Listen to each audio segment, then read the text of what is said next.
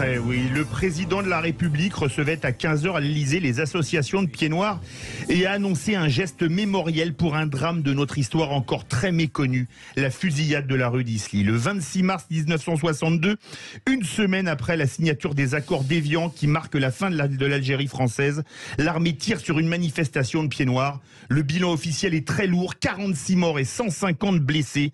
Un bilan officieux parlant de 80 morts et 200 blessés. Une fusillade dont le départ est encore aujourd'hui sujet à caution, mais dans laquelle l'armée a tiré 250 munitions de fusils mitrailleurs, 129 de fusils et 195 de pistolets mitrailleurs, un total de 574 balles de 7,5 et 9 mm. Une tragédie méconnue puisqu'il faudra attendre le 12 septembre 2008 pour qu'une chaîne de TV, France 3, réalise un documentaire et qu'il aura fallu attendre 60 ans aujourd'hui pour qu'enfin la France reconnaisse ce massacre. D'où notre premier débat. Macron a-t-il raison de commémorer la fusillade de la rue d'Illy? Et vous êtes 82,1% à dire non avec nous. Thierry Rolando, ancien président du Cercle algérianiste, bonsoir. Bonsoir. Le soir de ce drame, Charles de Gaulle parle pour annoncer le référendum sur l'autodétermination, sans dire un mot sur le drame. Les séquences filmées par les télés étrangères sont censurées. Les familles n'ont jamais pu récupérer les corps qui ont été enterrés au cimetière Saint-Eugène d'Alger. Comment expliquez-vous qu'une telle tragédie ait été mise si longtemps sous le tapis? Parce que c'est une tache sur notre histoire. Eh bien, vous l'avez évoqué à demi-mot. On parle beaucoup de tabou de la guerre d'Algérie. Et le dernier des tabous, le tabou des tabous, si je puis dire, eh bien, c'est effectivement le drame suprême qu'ont subi les Français d'Algérie, celui de la fusillade de la rue d'Isly. Et j'y suis d'autant plus sensible qu'en tant qu'Algérois, une partie de ma famille y était, et que mon grand-père l'a couvert en tant que photographe, journaliste d'Alger. Mais aussi, et le président de la République l'a évoqué, le terrible drame du 5 juillet 62, car il ne faut pas oublier que des centaines, le massacre d'Oran. Le massacre d'Oran, que des milliers de pieds noirs ont été enlevés dans l'indifférence totale, avec effectivement des ordres donnés à l'armée française de ne pas bouger. Ces tabous, eh bien, c'est vrai, Emmanuel Macron vient de les reconnaître. Et je le dis d'autant plus que j'ai porté la plainte au nom du Cercle algérianiste, que je présidais à l'époque, et d'une centaine d'associations qui nous soutenaient, contre Emmanuel Macron à la suite de ses propos indignes d'Alger, assimilant la colonisation française, la présence française en Algérie, à un crime contre l'humanité. Et je rappelle quand même que quand il y a crime contre l'humanité, il y a des agents du crime, et qu'en l'occurrence, eh bien, c'était les harkis, les pieds noirs, les militaires, tous ceux qui ont fait effectivement cette présence française en Algérie. Alors, oui, on va donner la parole aux vraies voix, Thierry Rolando. Hugo Frey, vous êtes le seul à avoir vécu ces années de la guerre d'Algérie, parce que ni Françoise de Gaulle, ni Philippe Deveul, ni votre serviteur n'étions nés. C'est un déchirement, que dire penser. La guerre, c'est la guerre, c'est quelque chose d'injuste. Et qu'est-ce que vous voulez que je vous dise? Tout le monde souffre pendant la guerre, mais ce que moi je pense, c'est que dire 60 ans plus tard, ou 30 ans plus tard, ou un siècle plus tard, dire la vérité, c'est quand même mieux. La vérité, c'est mieux que tout. Quelle qu'elle soit positive ou négative selon votre camp, moi je pense que tout le monde a souffert dans cette guerre qui n'aurait jamais dû avoir lieu. Il suffisait d'être un peu intelligent, ce que n'ont pas été les gens qui ont pris les décisions de déclarer cette guerre. Donc moi j'ai vu les deux côtés qui souffraient beaucoup, et c'est terrible. Thierry Rolando, vous êtes d'accord avec ça? Il vaut mieux mettre 100 ans ou 60 ans là, dans le cas échéant, pour avoir la vérité, plutôt qu'une vérité enterrée, mise sous le tapis, qu'on ne veut surtout pas voir? Bien sûr, il faut effectivement, et je partage les propos du Gaufret, il faut que les vérités soient dites, à condition que toutes les vérités soient dites. Voilà, je me souviens à nouveau de François Hollande qui, en Algérie, était allé en visite officielle en disant toutes les vérités doivent être dites, mais sauf qu'il n'avait dit que les vérités qui étaient bonnes à entendre du côté d'Alger.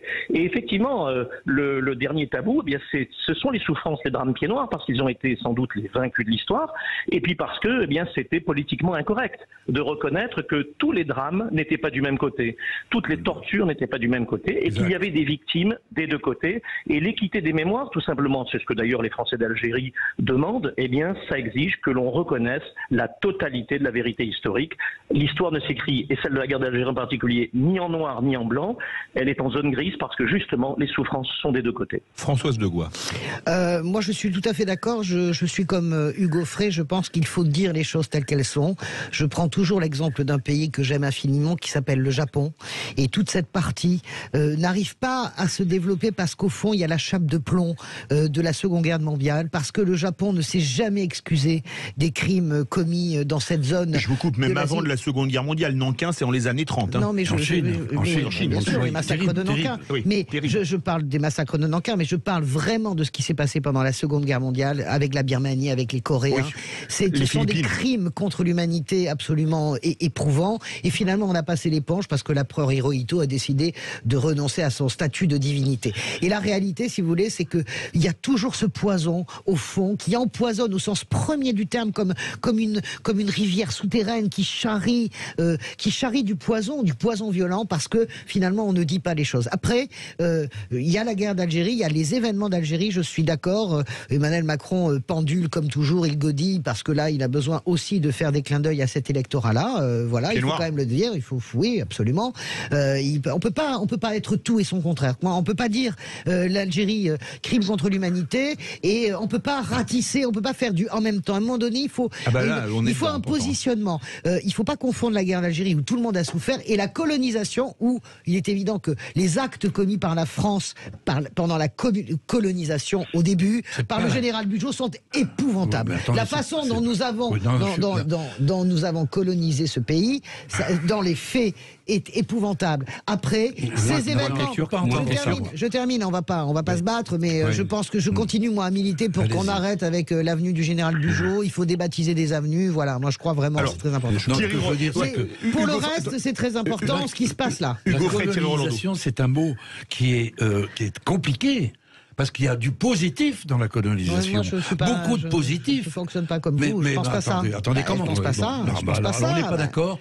Il y a eu des choses qui étaient positives, c'est comme le progrès. Le progrès, c'est épouvantable. Le progrès est à l'origine de tous les drames de l'humanité actuelle. Mais c'est aussi des gens qui sont très heureux d'avoir du chauffage quand il fait froid et de la fraîcheur quand il fait chaud. Pas au prix de l'enfumage. Arrêtez de dire que la colonisation en soi, c'est mauvais. Hugo Frey, je n'arrête pas. Arriver dans un pays considéré que nous avons des êtres inférieurs, je ne parle pas que de la France, et les annexer. Écoutez, alors attendez, c'était les républicains socialistes qui disaient qu'il y avait des êtres inférieurs comme mais pas que. Thierry Rolando. Mais lisez les textes de Bugeaud. Thierry Rolando. Soyez sympathique. Madame de Gois a une vision très caricaturale, comme d'habitude, de ce qu'est la colonisation, qui est bien plus complexe. Je lui rappellerai simplement qu'il y a des histoires comme vous, donc c'est caricatural. Oui, je vous en prie. Vous permettez que je vous réponde. Il y a des milliers de Français d'Algérie qui sont devenus Français d'Algérie. Des gens qui étaient démunis, qui ont fui la misère, qui ont fui la famine, qui ont fui la guerre, et qui ont été défrichés et qui sont morts pour défricher ce pays. Mais oui, mais vous les je parle pas de ça. Attendez, la colonisation est un phénomène complexe, Madame de Gois. Mais bien sûr, mais arrêtez de penser que parce que je remets en cause... Mais non, c'est pas les schémas. De l'oppresseur contre l'opprimé. C'est exactement ce qui s'est passé. Qu'est-ce qui s'est passé quand Bugeaud... Mais cessez de nous parler de Bugeaud, il n'y a pas que Bugeaud. Mais c'est le début. Mais c'est le début. Il y a des milliers de pieds noirs que vous condamnez d'ailleurs par la même occasion. J'ai des pieds noirs dans ma famille. Thierry Rolando. J'ai des pieds noirs dans ma famille. Qu'est-ce que vous racontez? Vous connaissez rien. Thierry Rolando. Madame de Gois, s'il vous plaît. La colonisation, c'est éminemment complexe. C'est pas non plus un phénomène qui s'inscrit en noir et blanc. C'est pour ça d'ailleurs que l'assimiler à un crime contre l'humanité, d'ailleurs, c'est totalement stupide. Nous avons eu des pieds noirs, par exemple, qui ont combattu contre les armées nazies. 25 000 pieds noirs sont morts dans les campagnes d'Italie, de Provence, de Tunisie, face aux armées nazies. Et se voir, et je peux vous dire, moi j'ai eu des témoignages bouleversants d'hommes de 90 ans qui avaient fait cette guerre pour délivrer le territoire des nazis et qui se voyaient finalement associés à un crime contre l'humanité qui a une signification en droit, vous le savez. Je suis d'accord avec vous. Là, je suis d'accord sur le crime contre l'humanité. C'est un phénomène complexe et il y a effectivement une histoire complexe qui s'inscrit en gris et non pas en noir et blanc. Et effectivement, nous avons vécu pendant trop longtemps sous les oukases l'opprobre d'une certaine nomenclatura, notamment universitaire et politique, qui a condamné. Et d'ailleurs, si aujourd'hui on se dit comment ça se fait que le drame de la rue d'Isly est aujourd'hui reconnu, eh bien c'est bien parce qu'il y a des drames qui ont été laissés dans l'ombre, parce qu'il n'est pas politiquement correct. Philippe Deveul. Pourquoi vous me faites un procès comme ça? Je trouve ça très bien que ce soit reconnu. je trouve ça, je ne suis pas d'accord avec le crime contre l'humanité. Pour moi, il a une autre définition. Il y a un effort, mais s'il n'y a pas un effort, c'est juste que c'est vous qui êtes caricaturaux. Je ne peux pas entendre que. Ben oui, je ne peux pas entendre que. Attendez, Philippe Deveul, qu'on n'a pas entendu. Non, mais il n'y a que vous qui parlez. C'est très difficile de revenir sur des temps de guerre, et je compatis complètement avec les pieds noirs qui sont partis une main devant, une main derrière en France après 62. Ils n'ont pas pu rester. D'ailleurs, on leur a dit, hein, c'est la valise et le cercueil. Donc ils ont préféré la valise, et je les comprends. Et la France les a très mal reçus, et il y a eu une souffrance. Et je ne suis pas d'accord qu'on crache comme ça sur notre histoire de passé colonial, parce que nous avons quand même inculquer certaines valeurs, on a laissé une technologie, on a laissé des infrastructures, on a construit des routes. Alger ressemble à Marseille parce que c'est l'architecture française. Des hôpitaux. Voilà, des hôpitaux, des écoles, etc. Des ponts, on a assaini les terres. Et ce sont les pieds noirs qui ont souffert et qui ont travaillé dur pour vraiment s'intégrer sur cette terre qu'ils ont dû quitter d'une manière dramatique. Maintenant, je reviendrai sur le cynisme de président Macron, qui, lui, est le maître du jeu en même temps, hein, parce qu'il avait dit la colonisation, hein, c'est des crimes contre l'humanité en 2017, et puis vous sentez pas cette odeur d'élection, parce que ça sent fort, hein. Donc il fait un appel aux pieds noirs. Bah oui, parce que les pieds noirs votent à droite, et que l'élection va se jouer sur la droite. C'est du cynisme, parce que en matière de commémoration, j'aimerais bien aussi qu'il aille commémorer les manifestations récentes des Gilets jaunes et des plus de trentaine d'éborgnés ou de mutilés qui ont manifesté parce qu'ils n'ont plus de quoi bouffer.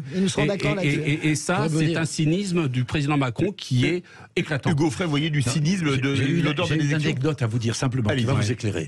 À propos du mot colonisation, c'est moi qui ai apporté l'argent et les clés qui ont permis d'aider les gens en Éthiopie au moment des grands drames de la famine. C'est moi. 85. Personne d'autre. C'est moi qui ai apporté les clés des Mercedes, etc., des camions. Et j'ai découvert en Éthiopie un pays extraordinaire, compliqué, et on m'a expliqué que ce pays n'avait pas été colonisé, ou mal colonisé, parce que c'était les Italiens. Ils ont construit une petite route qui allait de la côte à Addis Abeba. Et tout le reste, c'était oublié. Et que les gens mouraient à notre époque de faim et par la guerre, etc., parce qu'il n'y avait pas de communication. Et ils disaient, on n'a pas eu la chance d'être colonisé comme l'Algérie, comme la Tunisie, avec des gens qui construisent des hôpitaux, des écoles, des routes. Alors, et voilà, ils se plaignaient de ne pas avoir été des barrages pour avoir de l'eau. Nous n'avons pas la même vision de l'Éthiopie. Voilà, moi j'ai la vision de l'Éthiopie, du vécu. Alors est-ce que je peux dire que je connais très bien l'Éthiopie? Je dis très bien, je connais très bien l'Éthiopie pour y avoir été dans mes fonctions gouvernementales et en tant que journaliste. La légende sur les Italiens, excusez-moi, les Italiens ont construit des routes, ont construit des hôpitaux. Écoutez, Hugues, on va pas s'engueuler dès la première émission, on peut pas raconter n'importe quoi. Entendre des Éthiopiens vous dire on est malheureux de ne pas avoir été colonisés, je ne sais pas de quels Éthiopiens vous parlez. Est-ce que vous parlez des Éthiopiens du plateau qui sont généralement les Juifs Falacha qui ont émigré après en Israël? Est-ce que vous parlez des Éthiopiens de la Pienne? Aujourd'hui, l'Éthiopie est un pays qui a 6,7 ou 7% de croissance. Dire qu'on a construit des routes, ça veut dire que ces gens-là auraient été assez cons pour ne pas les construire tout seuls. Voilà ce que je m'insurge. Mais j'ai pas une vision. Mais non, mais j'ai pas une vision sur le crime contre l'humanité. On va faire réagir Thierry Rolando.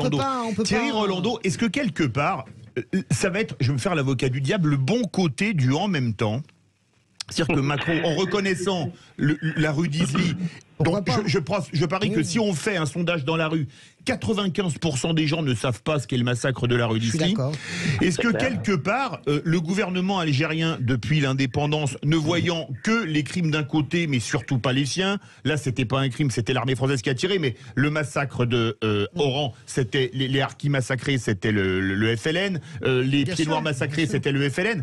Est-ce que ça permettrait peut-être pas de dire au gouvernement algérien, depuis 62, bon voilà, maintenant on a reconnu tous nos torts, y compris ceux qu'on a eus sur nos propres citoyens, maintenant reconnaissez les vôtres et devenons bons amis. Est-ce que ce serait pas finalement pour une fois une façon de sortir vers le haut du fameux en même temps? Parfait.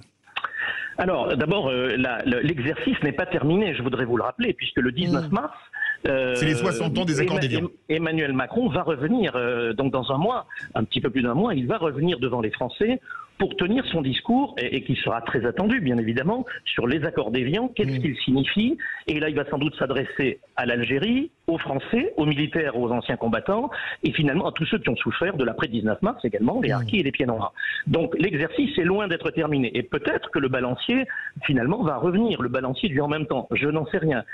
Vis-à-vis de l'Algérie, je pense que effectivement l'Algérie est pour suivre ces dossiers depuis fort longtemps, et pour en discuter avec des écrivains comme Boualem Sansal, qui est un de mes amis, etc. Ah, très bien. Sûr, bonne relation. Bravo.